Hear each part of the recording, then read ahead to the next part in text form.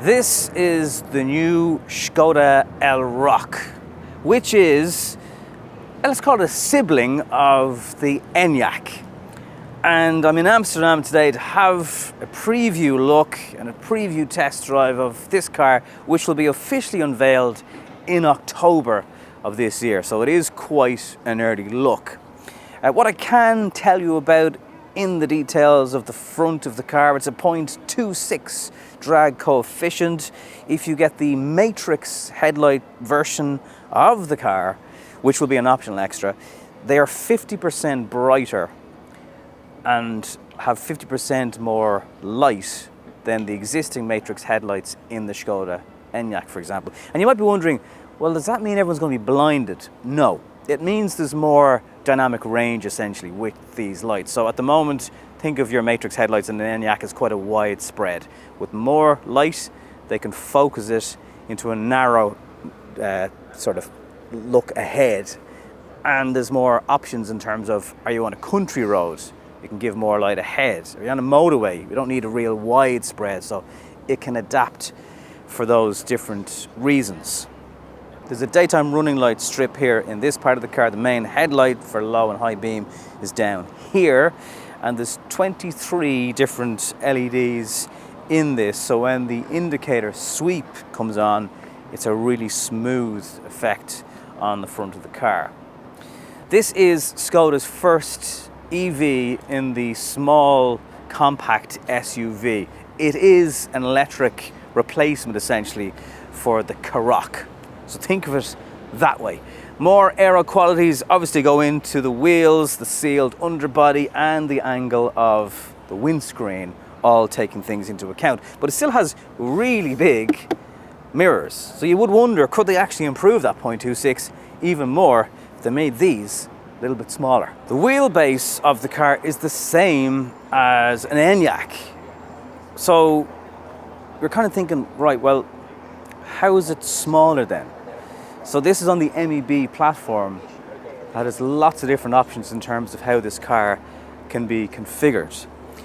Size-wise, footprint-wise, I would compare it to the Volvo EX30, for example, but the rear legroom is substantially bigger. The gap between the wheel and the wheel arch, which has two benefits in my mind, aero qualities improve, but also, do you ever look at a car sometimes and it's sitting quite high and it looks like it needs to be lowered, and it's even not as obvious in this camouflage version, covered version of the car. But in my head, it's like, yeah, that's great that it improves the aero qualities, but it actually looks better because the car, I wouldn't say looks slammed, but it certainly has a nicer gap. What do you think though at first impressions? Do you agree with the kind of the baby Enyaq idea of this Elroq? The boot of the car is 470 litres. It's over 150 litres, or bang on 150 litres less than an Enyaq. That's a figure Skoda gave us today. So in a sense, they're not shying away from that fact. It's not as big as an Enyaq. Maybe you don't need a car that's as big as an Enyaq, and that's where the Elroq is going to step into place. There's some really clever stuff, as you'd expect in a Skoda. So underneath the parcel shelf, we have a basket, essentially, one of those clip-on baskets, and your Type 2 cable sits in there. There's no longer a need to throw it into the boot, have it get entangled up with your shopping. And when I saw it, it's like, why has no one else thought of that? Skoda lettering across the back here, and these razor sharp rear tail lights also going on, as well as a boot spoiler. There's something I really want to tell you about this area of the car, but you're going to have to wait until the official reveal of the uncovered car in October. So if you're not subscribed to the channel, please consider doing so now. First thing you'll notice in the Elroq is just how quiet it is, but not really that surprising in an EV. There are times in the car where you feel the weight and the suspension trying to cope with it, and then at other times it's really nicely dampened. It just depends what road surface you're on, but there can be a little bit of movement in it, going over speed bumps, for example. Interestingly, so let's compare this car to an Enyaq, for example, you would generally be looking at sort of 17, 18 kilowatt hours per 100 kilometers. Without even trying today, this car is doing sort of 14, well, let's call it 15. Let's overdo it, but certainly initial impressions are the changes they've made, aerodynamic qualities. You have to remember as well, the Enyaq was designed quite a few years ago now, in EV terms especially. So Škoda have obviously learned from that, and they've improved aerodynamic qualities in this car. Certainly initial impressions, and this is a very initial drive. It seems to have done the trick. Now, take it out onto a motorway, I don't think we're going to get that opportunity today, but that would be interesting to compare it. In many other ways then, if you've driven an electrified version of the brand, you kind of get a sense of what it's like behind this. It does feel a bit more agile because it's a smaller car, feels a little bit quicker under acceleration. You have some paddles behind the steering wheel here, so there's 3 levels of regen. There's still no single pedal driving, and I can only assume that a decision has been made, whether people have said they don't really use it or whatever it is, that it hasn't been implemented, because I'm sure it's possible if they wanted to do it. This car is sitting on larger wheels. You can get up to 21-inch in the Elroq. Certainly road noise seems to be nicely insulated from the outside world, so it should be a quiet, relaxing car, which talk to any EV owner and they'll tell you the experience is just a little bit more calming compared to a normal petrol or diesel engine vehicle. DCC will be an option on the car, so that flicks from a really severe sport mode where everything does feel a little more rigid, and that sense of the car moving a little bit is kind of eliminated. If you prefer a more comfort ride, there's essentially 4 options. You've got comfort, normal and sport, but then you kind of call it sport plus and you call it comfort minus. So essentially it's nearly 5 settings on DCC, and it's up to you whichever way you like to do that. I actually think in Ireland that's an option worth considering, because the quality of our roads vary so much. It's not like we're in Spain, where generally every road surface is brilliant. Or dare I even say it, not all parts, but I was on a trip recently in Morocco. We'll have a video of that coming out soon. And the roads in Morocco would put Ireland to shame.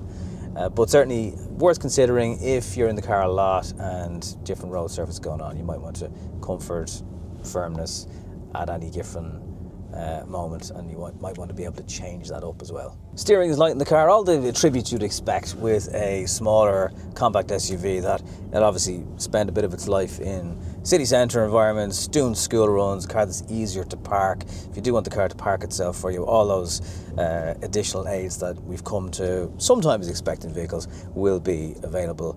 Again, depends on spec that you get in your Elroq. But initial impressions, very smooth, comfortable ride. Worth looking at the DCC if, as I mentioned, you do lots of different types of driving. And certainly plenty of power in this car. There will be a dual motor version. Not sure if we're going to get that in Ireland, but I think there's a lady toppling on her bike. Those bikes that you can carry children around in, they're cool. They're very bloody heavy and abundant in Amsterdam. So, time for my conclusion on this initial covered drive of the Elroq. Please do consider subscribing to the channel, because I will have the world premiere. Lots of us today had a look at the car uncovered, and that will give you a better example of how it looks. But you do have to wait until October for that. The WLTP maximum range is 560 kilometers. Škoda do say this car is more efficient. It will have battery preconditioning. You can manually override that, or you can use it with the built-in sat-nav. And the battery sizes, there's 3 different options. So whether you want to get into an electric vehicle for a little bit less, or you want the maximum range capabilities, or you want dual motored, which I don't know if that's going to come to Ireland, because if you think of a 4x4 Karoq, it's not really a thing. Skoda EV that will hopefully start in the low 40s. There will be a Sportline version coming as well, which undoubtedly will be more expensive, but we're looking at 2 different trim options in Ireland at the moment. So the Elroq version, which will come highly spec'd, and then a Sportline version if you want some extra, I assume, high gloss, nicer alloys, nicer seats, perhaps a different colour seat belt that we've never seen in Škoda cars, production cars, to the best of my knowledge anyway. So let me know what you think. I know it's hard to imagine what this car looks like. It's even trickier for me because I've seen it without the camouflage, but I can't talk about that. But would this be the Škoda that suits you? Enyaq's too big, Kodiaq's too big, Elroq might be just about right. Am I right? Am I wrong? Let me know in the comments down below. Thank you very much for watching. I'll talk to you in the next one.